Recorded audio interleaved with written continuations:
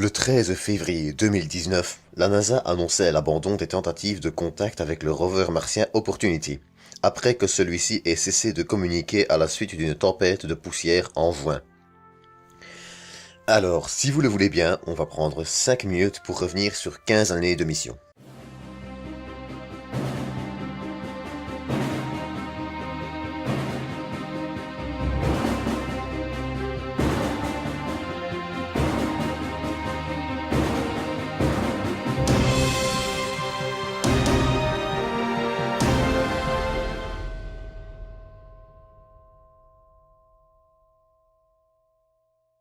C'est le 7 juillet 2003 que le rover Opportunity est lancé par une fusée Atlas II depuis Cap Canaveral.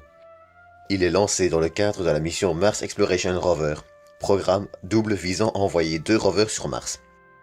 Spirit, qui décollera le 10 juin 2003 et dont la fin de mission aura lieu le 22 mars 2010, à la suite d'une immobilisation et d'une perte de contact, mais ça on en reparlera dans un épisode dédié, et Opportunity.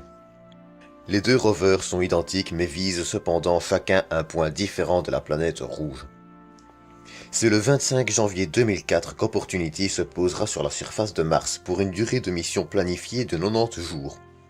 Vous vous en doutez, cette durée sera largement dépassée avec 14 ans et demi de mission, ce qui reste comparé aux 3 mois initialement prévus un énorme succès. En tout, Opportunity aura parcouru 42,1 km à la surface de Mars, de son atterrissage à la perte de contact.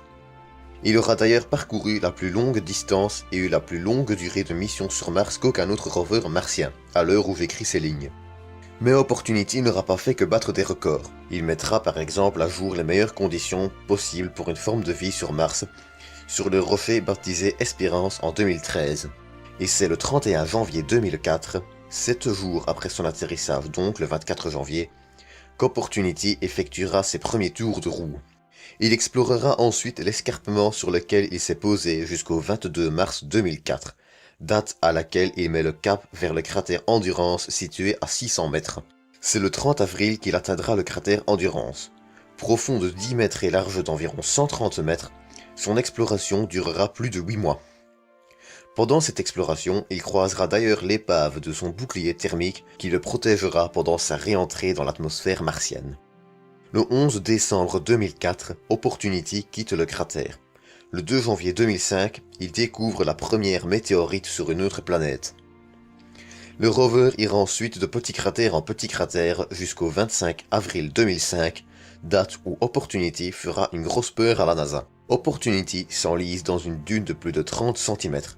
Plusieurs de ses roues sont bloquées et il faudra plus de 6 semaines de simulation avant de trouver la manœuvre pour le débloquer. Déblocage qui aura lieu le 4 juin 2005.